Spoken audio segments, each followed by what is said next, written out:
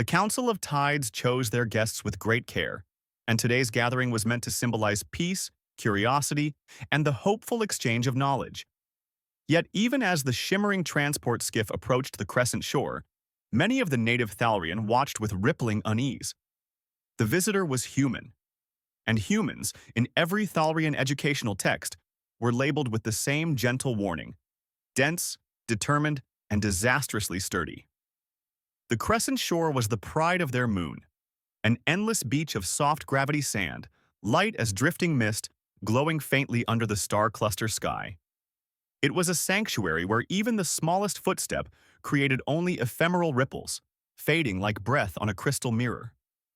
The Thalrian glided effortlessly across its surface, their long, translucent forms hovering mere centimeters above the delicate grains. Each movement produced a whisper of blue luminescence. When the human stepped off the skiff, every Thalrian present involuntarily flinched. Commander Elias Rourke landed with the relaxed confidence of a man accustomed to alien worlds. He was tall, broad-shouldered, and unmistakably solid.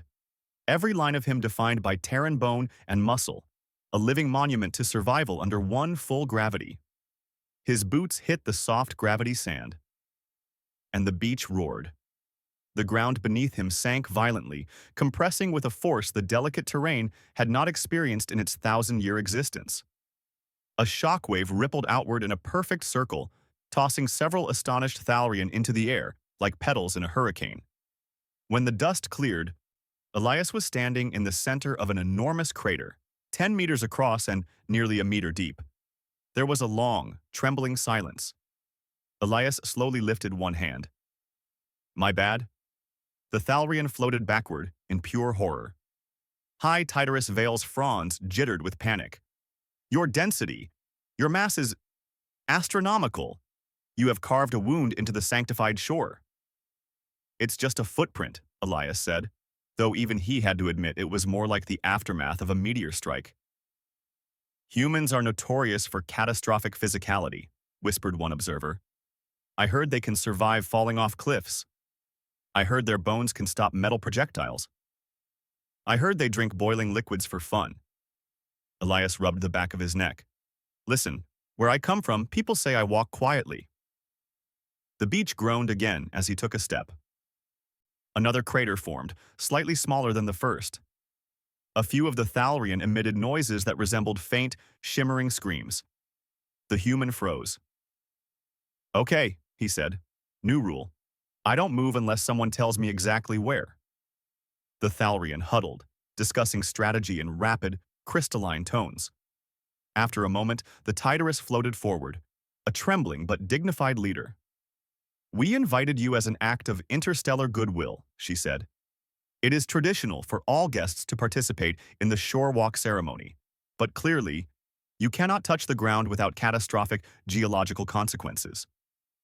Elias peered sadly at the crater. "It does seem to be a problem." A young Thalrian, daring and curious, fluttered closer. "But his strength, his solidity, it is magnificent. What if this power is not a curse but a gift?" The elders recoiled, scandalized. "A gift?" The human nearly reshaped the coastline. Yet the young one continued, eyes glimmering. "Our legends speak of a visitor from the heavy worlds, one who can shape the land with a single stride. The prophecy says such a being would come when the moon is ready to renew its surface." Elias blinked. "Am I seriously in a prophecy?" They ignored him, now whispering among themselves in growing excitement. A decision was made.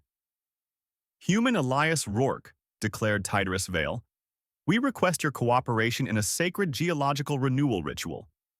You will reshape the crescent shore, intentionally." Elias stared at them. "By walking?" "By existing," she said gravely. To assist, they floated elegant repulsor platforms beneath his boots, adjusting the pressure until his steps produced more controlled, yet still thunderous impressions. A guide floated ahead. "Now walk with care. Each step shall form a basin. The pattern must follow the old star spiral." "Got it," Elias said. "One spiral, coming right up." He stepped. Boom! A new crater formed, round, deep, resonant. The Thalarian cheered. He took another step. Boom! Another crater, perfectly positioned. The alien crowd swelled, watching in awe as the human advanced, each strike of his foot carving divine geometry into the shoreline. The once delicate beach now bore a vast pattern, visible even from low orbit, an intricate spiral map resembling the galaxy's arms. The Thalarian drifted upward, reverently tracing the edges of the impact basins. "It is beautiful," whispered the Titarus. "It is destructive," murmured another elder. "It is human," said the young one, awestruck. And for the Thalarian, that combination was becoming strangely admirable. After the ceremony, Vale approached Elias with a gift, a shimmering mantle woven from levitation silk. "This symbolizes our respect. You have reshaped our sacred shore more dramatically than any living being." Elias accepted the mantle carefully, aware that if he dropped it, it might float away forever. "Thank you. I hope I didn't cause too much trouble." "You caused unprecedented geological disturbance," Vale said serenely. "You also fulfilled a 700-year prophecy and restored the crescent shore. In balance, the outcome is acceptable." The young Thalarian drifted beside him. "Will all humans be like you?" Elias grinned. "I'm considered medium-sized." The Thalarian shuddered in collective awe. As the human boarded the skiff to depart, the newly carved spiral glowed under the pale moonlight. Scientists measured energy flows. Elders recited the renewal chants. Children floated low over the crater edges, giggling in delight. In the centuries that followed, the story would grow into legend. The day a human visited the soft gravity beach and left a mark so enormous it could never be forgotten. A mark only humanity could make. Not because they were gentle, not because they were subtle, but because in the vast tapestry of galactic species, humans were uniquely, unapologetically monumental.